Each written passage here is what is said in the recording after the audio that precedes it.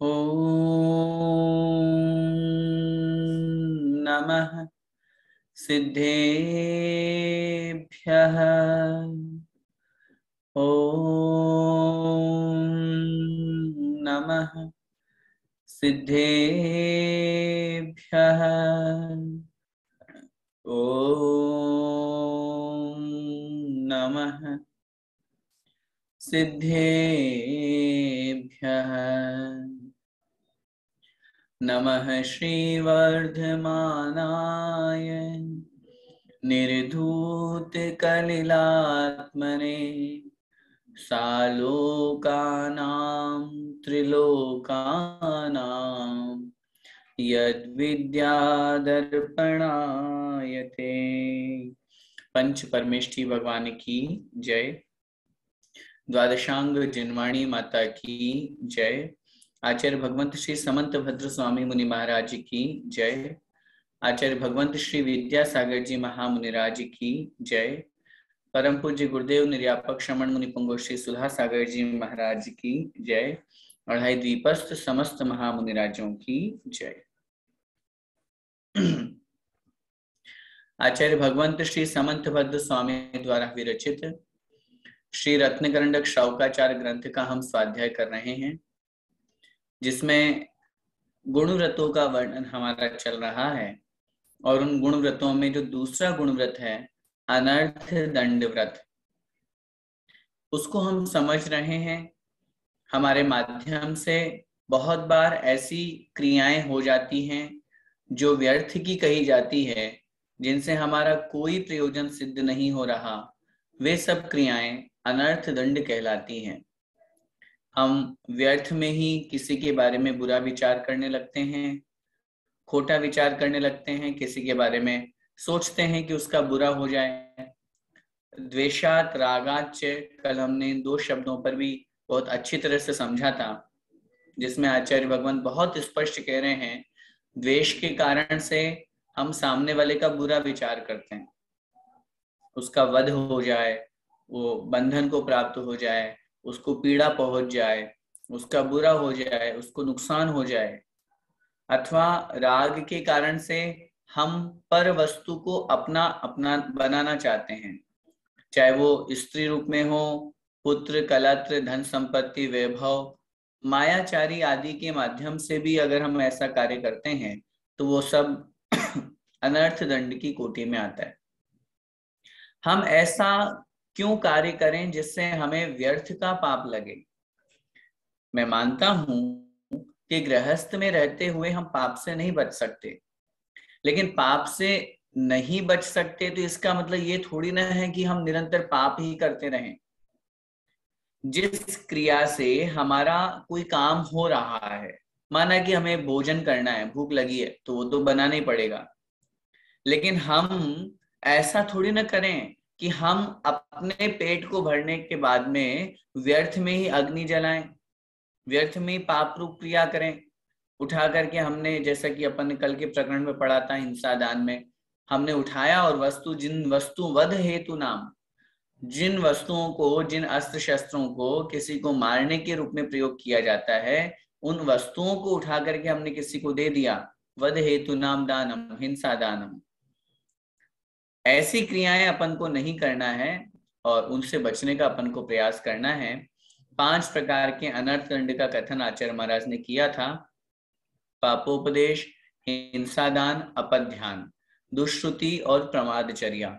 उनमें से हम 3 प्रकार का अनर्थ दंड पढ़ चुके हैं, समझ चुके हैं। आइए अब आज की कक्षा में हम अगला जो अनर्थ दंड है दुष्श्रुति, और उसके पश्चात जो अंतिम रहेगा प्रमादचर्या, इन दोनों को हम समझते हैं।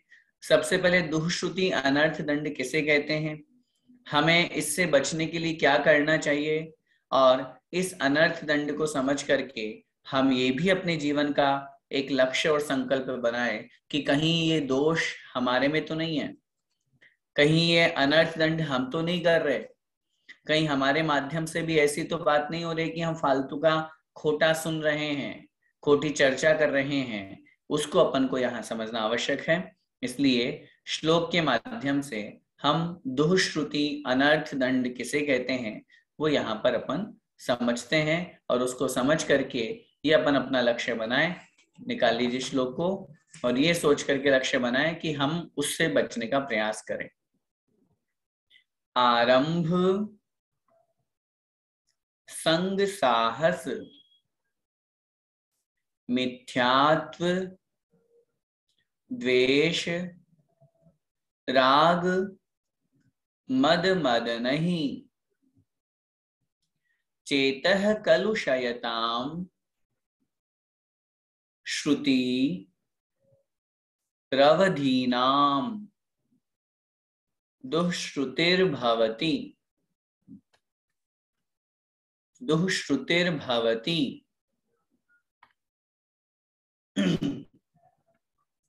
आरंभ संग साहस आरंभ संग साहस मिथ्यात्व द्वेष राग मद मद नहीं मिथ्यात्व द्वेष राग मद मद नहीं चेतः कलुषयतां श्रुति चेतः कलुषयतां श्रुति रवधीनां दुःश्रुतिर्भवति रवधीनां दुःश्रुतिर्भवति। एक साथ बोलेंगे। आरंभ संग साहस मिथ्यात्व द्वेष राग मद मद नहीं चेतः कलुषयतां श्रुति रवधीनां दुःश्रुतिर्भवति। देखिए, हम बात कर रहे हैं दुःश्रुति अनर्थ दंड की। शब्द से पहले अर्थ लगाएं। दुह माने खोटा, खराब, श्रुति माने सुनना। सुनने से तात्पर्य न केवल सुनना, मतलब कहना भी, पढ़ना भी, सुनाना भी, ये सब इसी के अंतर्गत आएंगे। अब क्या चीजें हैं जिनको हमें सुनने पर दुःश्रुति का दोष लगता है या वो खोटा सुनना कहलाएगा? देखिए जरा। आरंभ संग साहस। आरंभ माने आरंभ, हिंसा रूप क्रिया। संग, संग का मतलब परिग्रह। साहस, साहस का मतलब शक्ति, बल। मिथ्यात्व मतलब मिथ्यात्व। द्वेष राग मद मद नहीं। द्वेष मतलब द्वेष, राग मतलब राग, मद का मतलब अहंकार, घमंड, और मदन, मदन का मतलब काम वासना, विषय भोग। विषय भोग जरूरी नहीं है सिर्फ काम वासना के रूप में प्रयोग हो, पंचेंद्रिय के विषय भोग भी मदन के अंतर्गत आते हैं। और सॉरी, चेतः कलुषयताम, ऐसे इन सब चीजों से आरंभ संग साहस मिथ्यात्व द्वेष राग मद और मदन के द्वारा चेतः कलुषयताम, चेतः मतलब जो चित्त को कलुषित करने वाले हैं, मलिन करने वाले हैं, गंदा करने वाले हैं, मन को मलिन करने वाले हैं, मन को विकल्पों में डालने वाले हैं, मन को अशांत करने वाले हैं, ऐसे श्रुति ही अवधि नाम। अवधि, अवधि का मतलब होता है शास्त्र। ऐसे शास्त्रों को, ऐसे उपन्यास को, ऐसी किताबों को श्रुति ही मतलब सुनना, पढ़ना, सुनाना, कहना। श्रुति शाब्दिक अर्थ तो सुनना ही होगा, लेकिन भावार्थ में अपन को ये सब ग्रहण करना है। दुःश्रुति ही भवति, ऐसा करना क्या होता है? दुःश्रुति होता है। फिर से देखिए, यहां पर आचार्य महाराज नीचे की पंक्ति को अपन समझते हैं, फिर ऊपर की पंक्ति को समझेंगे। चेतः कलुषयताम श्रुति, चेतः कलुषयताम अवधीनाम श्रुति। अवधि नाम को पहले लगा लीजिए। चेतः मतलब चित्त को, मन को, कलुषयताम कलुषित करने वाले, मलिन करने वाले, गंदा करने वाले जो शास्त्र हैं, शास्त्र का मतलब किताबें हैं, पुस्तकें हैं, ऐसे शास्त्रों को श्रुति ही मतलब सुनना, पढ़ना, पढ़ाना, सुनाना, दुष्श्रुति ही भवति, यह दुष्श्रुति होता है। कैसे शास्त्र? जो चित्त को कलुषित करने वाले हैं। और चित्त को कलुषित करने में कौन कौन निमित्त है, उनमें किनका वर्णन होता है? जो आरंभ का, हिंसा आदि क्रियाएं निरंतर, जिन शास्त्रों में निरंतर पाप रूप क्रियाओं का ही कथन है, हिंसा जनित क्रियाओं का ही कथन है, संग परिग्रह का कथन है, साहस, मिथ्यात्व, द्वेष, राग द्वेष की बातें भरमार भरी हुई है। इसने इसका ये किया, इसने इसका ये किया, ये सब चल रहा है। मद नहीं, मद मतलब अहंकार, और मदन मतलब काम वासना, पंचेंद्रिय के विषय भोग। इन सबसे युक्त जो शास्त्र हैं, ये सब चित्त को कलुषित करने वाले, मन को मलिन करने वाले हैं। हमेशा मन में हमारे विषय भोगों की इच्छा होगी, हमेशा मन में पाप रूप भाव आएगा, कषाय रूप परिणाम जागृत होंगे। ऐसे शास्त्रों को पढ़ना पढ़ाना, सुनना सुनाना, ये सब दुष्श्रुति होता है। समझिए भावार्थ। आचार्य महाराज इस श्लोक में क्या कह रहे हैं? हम बात कर रहे हैं दुष्श्रुति की। ये जो दुष्श्रुति नाम का अनर्थ दंड है, मैंने फिर निवेदन करना चाहता हूं, मात्र सुनने पे ही डिपेंड नहीं है। शब्द का अर्थ भले ही सामान्य से श्रुति का मतलब सुनना होता है, लेकिन उससे भावार्थ में अपन को क्या ग्रहण करना है? सुनना, सुनाना, पढ़ना, पढ़ाना। अब देखिए, श्लोक में स्पष्ट रूप से अवधि नाम शब्द का प्रयोग किया। अवधि का मतलब शास्त्र। अब मैं तो ये और निवेदन करूंगा, उनको हम शास्त्र ही नहीं कहें। सामान्य रूप से अगर अन्य धर्म के या जिन पुस्तकों में राग द्वेष की बातें हो, मिथ्यात्व का पोषण हो, उन्हें हम शास्त्र थोड़ी ना कहेंगे। लेकिन चूंकि संसार में शास्त्र रूप में वो पुस्तक प्रसिद्ध है, इसलिए आचार्य महाराज ने शास्त्र शब्द का प्रयोग कर दिया। जरूरी थोड़ी ना है कि शास्त्र सिर्फ हमारे ही हो, हमारे जैन धर्म के ही हो, अन्य धर्मों की भी पुस्तकें होती हैं तो वो लोग उसको भी शास्त्र बोलते हैं। इसलिए आचार्य महाराज ने यहाँ शास्त्र शब्द का प्रयोग किया। अब जिन पुस्तकों में, जिन किताबों में आरंभ का वर्णन है, जो लोग धर्म मान करके पुस्तकों को पढ़ते हैं, मैं किसी पुस्तक का नाम यहां से नहीं लूंगा, आप सब समझदार हैं, आप खुद समझिए। जिन पुस्तकों में हिंसा का वर्णन दिया हुआ है, युद्ध का वर्णन दिया हुआ है, जहां पर प्रेरित किया जा रहा है सामने वाले व्यक्ति को कि तुम युद्ध करो, युद्ध नहीं करोगे तो तुम क्षत्रिय नहीं कहलाओगे, युद्ध नहीं करोगे तो तुम वीर नहीं कहलाओगे। कहाँ हमारे आचार्य महाराज एक तरफ समता परिणाम रखने का उपदेश देते हैं, कहाँ हमारे आचार्य महाराज एक तरफ हिंसा से बचने का उपदेश देते हैं, वहीं दूसरी तरफ जिन पुस्तकों में अगर हिंसा करने की बात की जा रही हो, वो पुस्तक या वो शास्त्र सच्चा शास्त्र कैसे हो सकता है? लोग भले ही उसको किसी भी रूप में माने, होली पुस्तक, होली बुक के रूप में माने, कैसे भी पवित्र पुस्तक माने, लेकिन वास्तविकता तो यही है। जिन पुस्तकों में किसी देवी के आगे बलि चढ़ाने का उल्लेख हो, आरंभ रूप क्रिया की अपन बात कर रहे हैं, कोई सामने वाला कह रहा है, किसी के प्रवचन अपन सुन रहे हैं, किसी की बातें अपन सुन रहे हैं, और उसमें वो कह रहा है तुम्हारा काम नहीं हो रहा, हाँ नहीं होगा, क्यों? तुम उस देवी के आगे बलि चढ़ा के आओ सॉरी, उस देवी के आगे तुम कुछ ना कुछ ऐसी वस्तु चढ़ाओ जिससे वो प्रसन्न हो। अब बताइए, जहां मिथ्यात्व का पोषण हो रहा हो, वो सच्चा शास्त्र कैसे हो सकता है?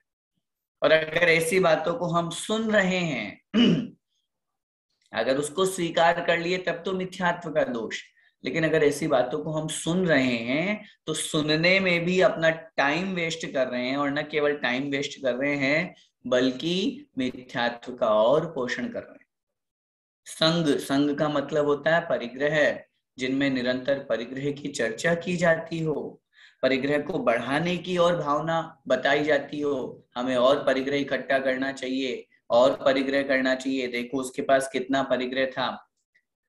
आजकल जो टीवी सीरियल है, मूवीज वगैरह अपन लोग देखते हैं, उनमें क्या चीज है, जरा विचार कीजिए। उनको जितना बढ़ाया जाता है, उन सब चीजों को अगर अपन थोड़ी देर के लिए देखो, सस्पेंस में हमको छोड़ देंगे लास्ट में आकर के, ताकि सामने वाला व्यक्ति दूसरे दिन जरूर देखे।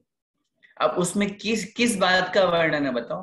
कोई राग द्वेष के अलावा और कुछ वर्णन हो तो बताइए।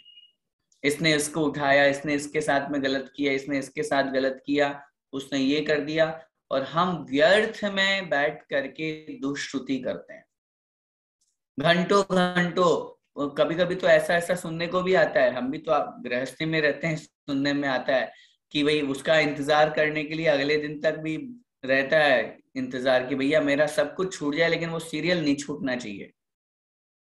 सोचिए कहाँ हम जा रहे हैं, किस स्थिति में, सिर्फ इसलिए क्योंकि वहां हमको उसके प्रति अच्छा लग रहा है। अब जरा सोचिए उससे हमने क्या सीखा। जहाँ गुरुदेव का प्रवचन आता है वो तो अपन मिस कर देंगे, जिज्ञासा समाधान मिस कर देंगे, आचार्य श्री का प्रवचन मिस कर देंगे, क्लास हाँ ठीक है कोई बात नहीं यूट्यूब पे डालिए फिर सुन लेंगे, वो चीज थोड़ी ना है। ऐसे ऐसे लोग भी दुनिया में हैं, लेकिन सीरियल मिस नहीं करेंगे। मूवीज देखने के लिए हजारों रुपए खर्च कर देंगे, 3 घंटे बर्बाद कर देंगे, जहां मिलेगी वो मूवी वहां देखने चले जाएंगे, वापस लौट करके आएंगे, क्या मिला बताइए, कुछ नहीं। इसलिए वास्तविकता में हमें क्या सुनना चाहिए, अभी चर्चा भी आई थी, और वापस अपन उस अच्छी बात को समझें। सुनना क्या है हमको। आज अपन एक घर में बैठ करके बड़े अच्छे से स्वाध्याय कर रहे हैं, ये सुनिए ना। ये सुनेंगे तो धर्म का लाभ होगा, हमारे जीवन में कुछ परिवर्तन आएगा, हमें कहीं ना कहीं अपने मन में ये भाव बनेगा कि हमें भी अभ्यास करना चाहिए, व्रत लेने का भाव रखना चाहिए, हम भी अनर्थ दंड व्रत को पालन करें। आदरणीय बड़े पंडित जी बेनारा जी की क्लास जो ज्ञानशाला पाठशाला जो प्रारंभ हुई है उसको अपन सुने, वो सुनेंगे तो जीवन में परिवर्तन आएगा। सामने वाला जो कहने वाला है उस कहने के साथ में, वक्ता के साथ में उन वचनों की प्रामाणिकता भी बनती है। अगर वो आगम के अनुसार कह रहे हैं तो निश्चित रूप से हमारी आत्मा का कल्याण करने का मार्ग दिखा रहे हैं। इसलिए अच्छी तरह से इन कक्षाओं को, इस स्वाध्याय को अपन पढ़ें। आज से सोचिए जरा 20 साल 25 साल पहले कौन पढ़ाने वाले थे, कौन समझाने वाले थे, कौन स्वाध्याय कराने वाले थे, कौन शिविर लगाने वाले थे, कोई नहीं था। आज कितना हमारा सौभाग्य है, पुण्य का उदय है कि आज हमें घर बैठे स्वाध्याय मिल रहा है। तो क्यों नहीं सुने हम ये चीजें, क्यों हम दुष्श्रुति फालतू में राग द्वेष की बातों में अपना समय निकाल देते हैं। मैं हमेशा कहता हूँ घंटों घंटों हम फोन पे बातें करते हैं, घंटों घंटों हम फालतू की और चीजों में अपना समय व्यतीत कर देते हैं। क्यों? मिलता क्या है? राग द्वेष मद मद नहीं, बस अहंकार की बातें। उसने उसके साथ में ऐसा किया, उसने उसके साथ ऐसा किया, उसका अहंकार, उसको ईगो ठेस पहुंच गई तो उसने उसका बुरा कर दिया। मूवीज में क्या देखते हैं, सामने वाले व्यक्ति ने उसको अपमानित कर दिया, अब उस अपमान का बदला वो कितने जीवों को मार करके कर रहा है। मदन मदन नहीं, मदन काम वासना विषय भोग, इनकी चर्चाएं होती है, यही सारी की सारी बातें पुष्ट होती है। तो न केवल शास्त्र, जितने भी उपन्यास है, हाँ मैं मानता हूं अगर किसी उपन्यास से या किसी की जीवनी से अपन को अच्छी बातें मिल रही हैं, पढ़ने का शौक है, अच्छी बात है, पढ़ना चाहिए। जिनवाणी पढ़िए ना, आपने अब कितने जिनवाणी पढ़े हैं, पढ़ते तो रहते हैं, दिन में 3-4 घंटे स्वाध्याय करते हैं, बहुत अच्छी बात है जी। ऑटोबायोग्राफी पढ़िए बहुत अच्छे से, चाहे आप महात्मा गांधी के लें, पंडित बनारसी दास जी की लें, ये सब अच्छे अच्छे जो महापुरुष हमारे हुए हैं इनके बारे में पढ़ें। लेकिन अगर हम इनके अलावा जो ऊपर की पंक्ति में जो अपन ने पढ़ा था, आरंभ संग साहस द्वेष राग इन सबको बढ़ाने वाले, अहंकार को बढ़ाने वाले, यदि इन शास्त्रों को या किन्हीं भी शास्त्रों को पढ़ते हैं, पढ़ाते हैं, सुनते हैं या किसी को सुनाते हैं, या न मात्र केवल इनको शास्त्रों को बैठ करके जो अपन चौकड़ी लगाते हैं ना, बैठ गए और 4 लोग 5 लोग आराम से बैठ करके और गप्पे लड़ा रहे हैं, किसी की चर्चा कर रहे हैं, सुन रहे हैं, निंदा सुन रहे हैं। तो किसी की निंदा सुन रहे हैं तो वो भी तो दुष्श्रुति है, किसी के बारे में गलत सुन रहे हैं वो भी तो दुष्श्रुति है, और हमें बड़ा आनंद आ रहा है ना।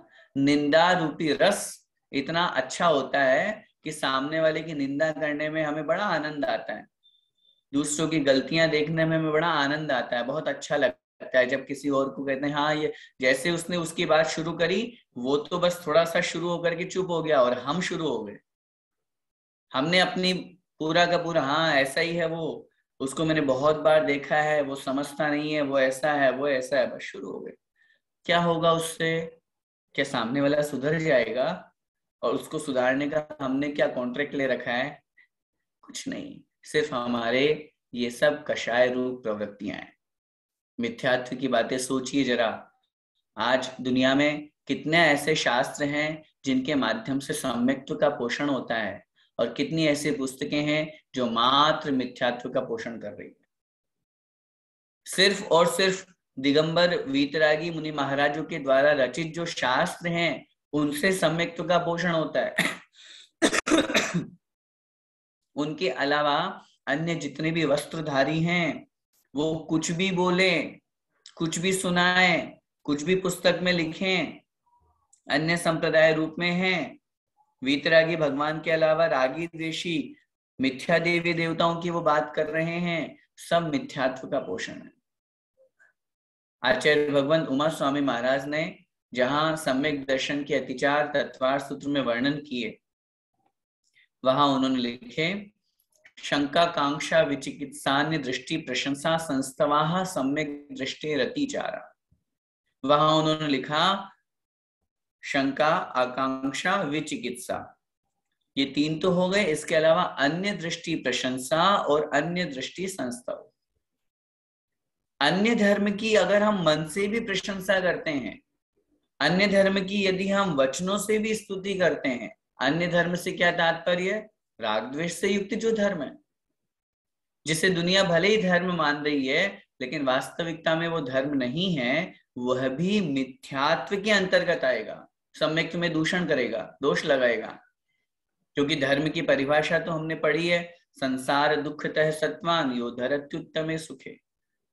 जो संसार के दुखों से निकाल करके जीव को उत्तम सुख प्राप्त कराता है उसका नाम धर्म है।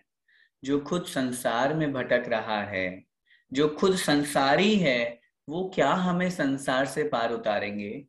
और क्या उनकी बातें हमारी आत्मा का कल्याण करेंगी? तो क्यों व्यर्थ में हम उनकी बातों को सुन करके और दुष्श्रुति कर रहे हैं? व्यर्थ में अपने इंद्रियों को क्षीण कर रहे हैं, इंद्रियों को खराब कर रहे हैं। और निश्चित रूप से जैसा हम सुनते हैं, चेतः कलुषयताम, ये सब चीजें हमारे चित्त को, हमारे मन को कलुषित करने वाली है, हमारे मन को गंदा करने वाली है। इसलिए अपने मन को बहुत अच्छा बनाने के लिए, देखिए आत्मा को पवित्र बनाने के लिए पहले अपने मन को पवित्र बनाना पड़ेगा। अगर हमने मन को पवित्र नहीं बनाया तो फिर हमारी आत्मा कैसे पवित्र होगी? एक छोटे से उदाहरण से समझिए। एक राजा के पास में बहुत अहंकार था, न्याय नीति से वो सारा का सारा कार्य करता था, लेकिन उसके साथ में उसे अहंकार, काम, क्रोध, मद, ये सारे के सारे दुर्गुण उसमें थे। एक बार एक साधु के मन में विचार आया, महात्मा के मन में विचार आया कि क्यों न इसको कुछ शिक्षा दी जाए।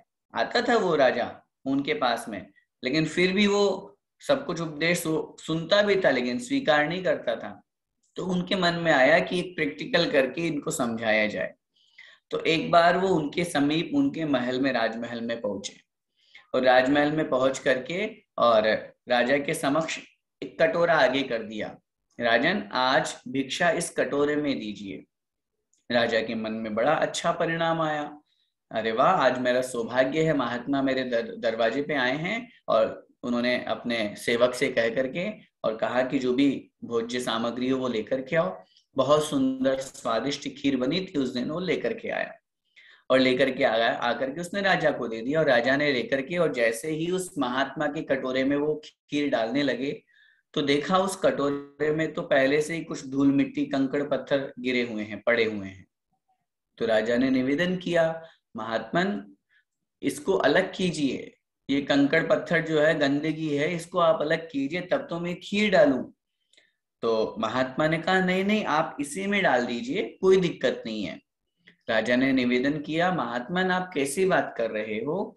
मैं इसमें अगर खीर डालूंगा तो ना आप खा पाएंगे ना वो और किसी के योग्य रहेगी, खीर भी खराब हो जाएगी। और कंकड़ पत्थर का तो क्या, उसका मतलब ही नहीं। आप इसको अलग तो करो, गंदगी को अलग करोगे तब तो स्वादिष्ट खीर का आनंद ले पाओगे। तो महात्मा ने कहा, राजन मैं भी तो आपको इतने दिनों से यही तो समझा रहा हूं। आप आते हो, प्रवचन सुनते हो, पढ़ते भी हो, ज्ञान की बातें भी करते हो, लेकिन अंदर की गंदगी को निकालते नहीं हो। ऊपर अच्छी अच्छी चीज डालना चाहते हो, ग्रहण करना चाहते हो, लेकिन अंदर से जब तक कषायें कम नहीं होंगी, चित्त अच्छा नहीं होगा, मन मलिन रहेगा, तो ऊपर से धर्म कितना भी डाल लो, वो धर्म वापस अधर्म बन जाएगा। जैसे उस कटोरे में से गंदगी नहीं निकालेंगे तो खीर कितनी भी अच्छी डाल लो, उस कटोरे में जाते ही खीर कैसी हो जाएगी, गंदी हो जाएगी, मलिन हो जाएगी। सॉरी। ऐसे ही अगर हमारा मन अशांत है, हमारे मन में कलुषता है, हमारे मन में मलिनता है, तो फिर धर्म कहां से प्रवेश कर पाएगा।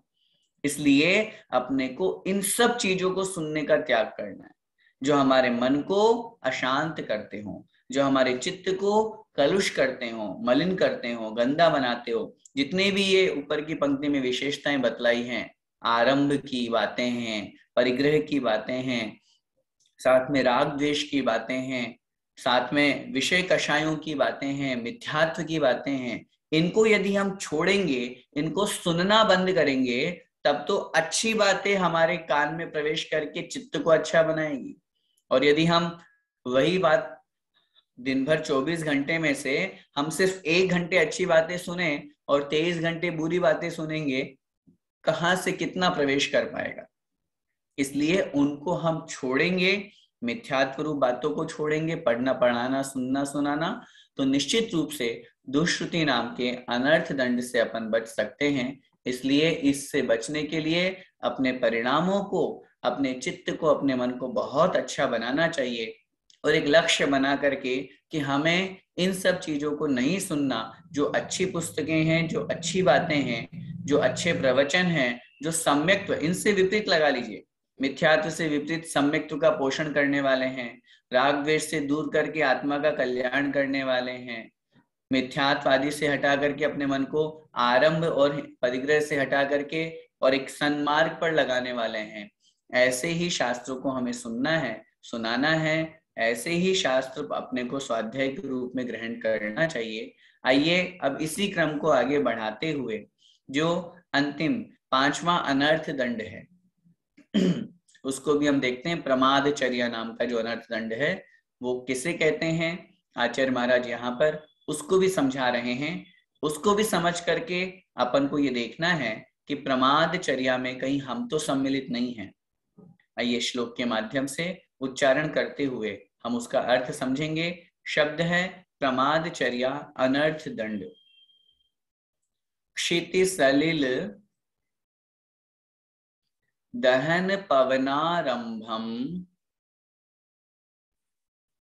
विफलम वनस्पतिच्छेदम शरणम सारणमपि च प्रमादचर्यां प्रभाषन्ते प्रभाषन्ते।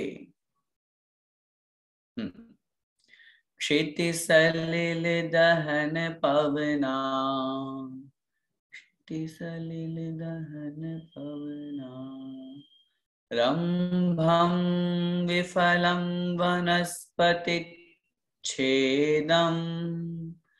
रंभं विफलं वनस्पतिच्छेदं शरणं सारणमपि च, शरणं सारणमपि च प्रमादचर्यां प्रभाषन्ते, प्रमादचर्यां प्रभाषन्ते। एक साथ बोलेंगे। क्षिति सलिल दहन पवनारंभं विफलं वनस्पतिच्छेदं शरणं सारणमपि च प्रमादचर्यां प्रभाषन्ते। देखिए हम बात कर रहे हैं प्रमादचर्या की। शब्द ही हमें बता रहा है प्रमाद पूर्वक आचरण करना।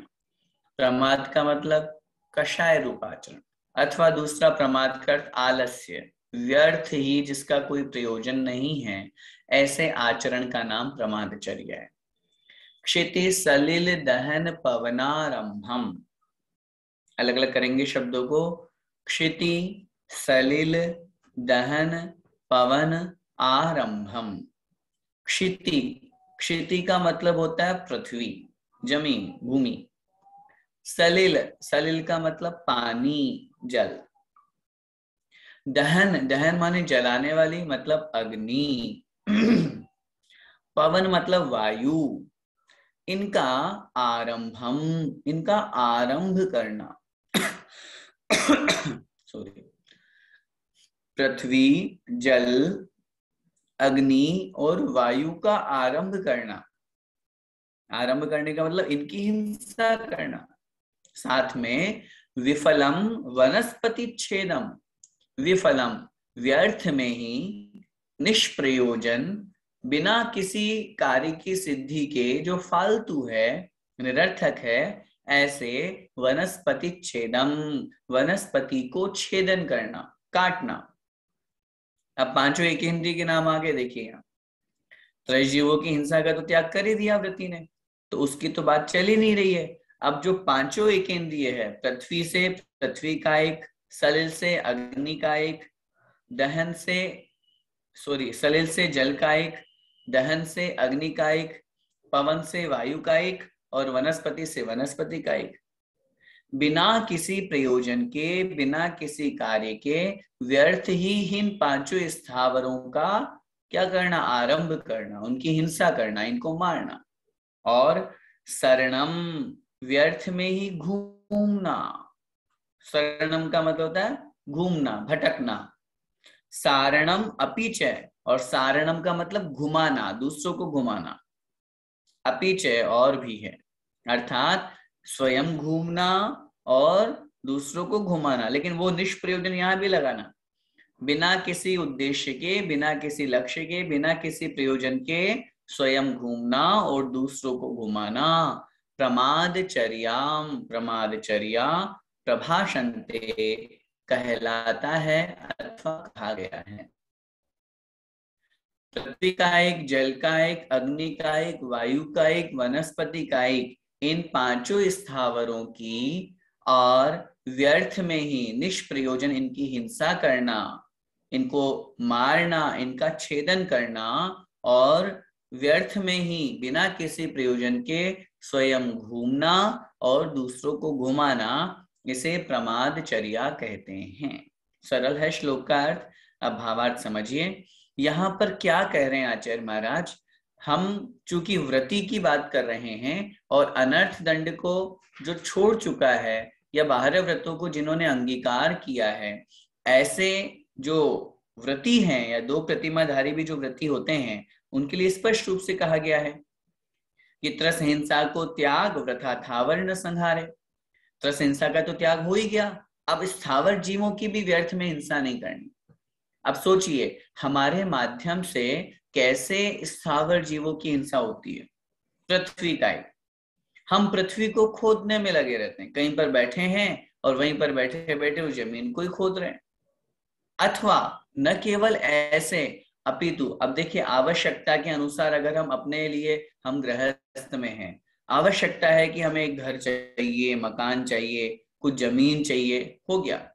लेकिन अगर हम आवश्यकता से अधिक व्यर्थ में ही, न जाने मुंबई जाएंगे तो वहां एक फ्लैट अलग चाहिए, दिल्ली जाएंगे तो वहां अलग चाहिए, जयपुर जाएंगे वहां अलग चाहिए, सब जगह एक एक फ्लैट, एक एक जमीन खूब अपन ले ले करके और खरीद लेते हैं, बना लेते हैं, रख लेते हैं। कितने पृथ्वी का एक जीवों की हिंसा करते हैं।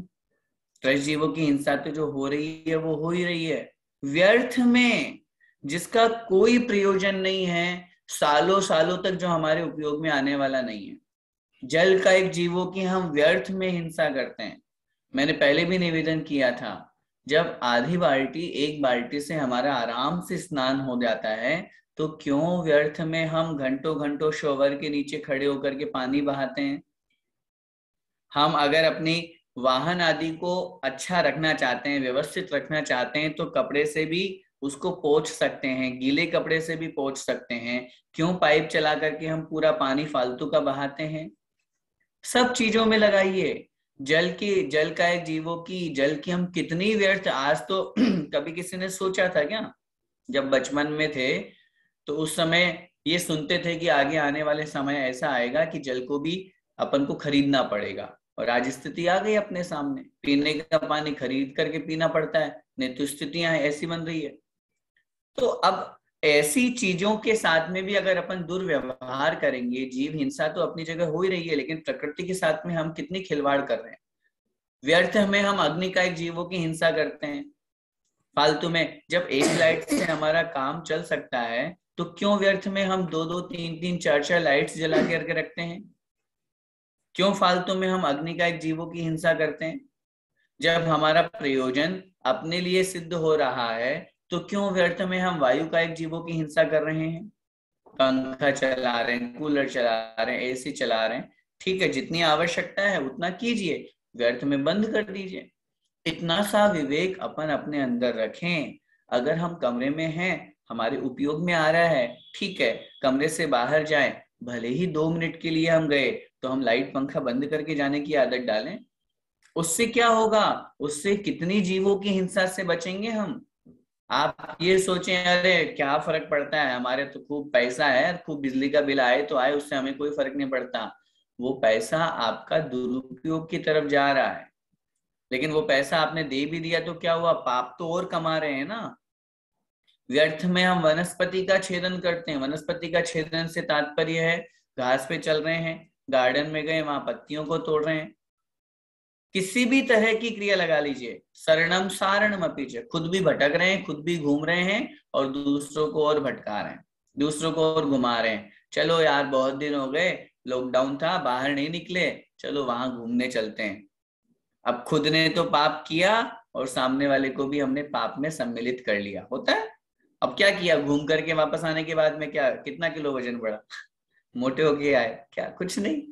बस चक्षु इंद्री की लोलुपता, स्पर्शन इंद्री की लोलुपता, मन को बहलाना। अरे मन क्या चीज है, मन कैसे बहलता है, इन सब चीजों के ऊपर विचार करके ये व्यर्थ की क्रियाएं। हाँ, इससे अगर हमारा कोई प्रयोजन, अब घूमने जाने का मन है, बाहर निकलने का मन है, तो चलो ना आचार्य के पास, चलो ना कुंडलपुर, चलो ना सम्मेद शिखर, ऐसी जगह पे जाइए ना, कौन मना कर रहा है। तो जहां हमारा मन भी पवित्र होगा, आत्मा भी पवित्र होगी, और धर्म का धर्म भी हो जाएगा, बाहर निकलने का बाहर निकलना हो जाएगा। लेकिन हम फालतू ऐसी जगह पे जाएं जिससे हमारा कोई प्रयोजन नहीं होने वाला है, वो सब प्रमादचर्या है।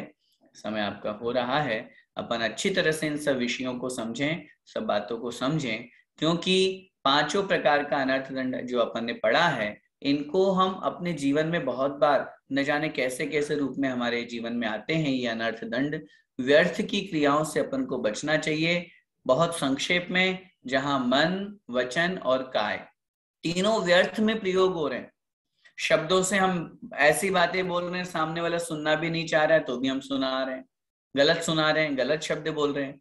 व्यर्थ में काय की प्रवृत्ति कर रहे हैं, शरीर को इधर उधर ले जा रहे हैं, घुमा रहे हैं, भटक रहे हैं, जा रहे हैं व्यर्थ में। मन के द्वारा तो सबसे ज्यादा पाप करते हैं हम, व्यर्थ में इधर उधर का विकल्प करते हैं, चिंतन करते हैं। तो ये सब अनर्थ दंड हैं। इन सब से हमें पाप रूप प्रवृत्ति होने से व्यर्थ में ही पाप का बंध होता है। अपन जैसे ही इन तीनों योगों को, मन वचन काय को शुभ में लगाएंगे, आचार्य उमा स्वामी महाराज ने बहुत स्पष्ट लिखा है, शुभ पुण्यस्य शुभ पापस्य। पुण्य और पाप की सिर्फ इतनी सी परिभाषा है कि अगर हमारा मन वचन काय शुभ में लगा है तो पुण्य का बंध होगा, और अगर अशुभ में लगा है तो पाप का बंध होगा। अपन उस पाप रूप योगों से अपनी प्रवृत्ति को हटा करके शुभ योग में अपनी प्रवृत्ति को लगाएं। अपने मन वचन के काय के द्वारा शुभ प्रवृत्ति करेंगे तो निश्चित रूप से पाप से बचेंगे, और पुण्य को हम बढ़ाएंगे और एक दिन ऐसा आएगा कि व्रतों को अंगीकार करके अपनी आत्मा का कल्याण करेंगे। अपन सभी उस मार्ग पर आगे बढ़े, इसी मंगल में भावना के साथ। बोले द्वादशांग जिनवाणी माता की जय।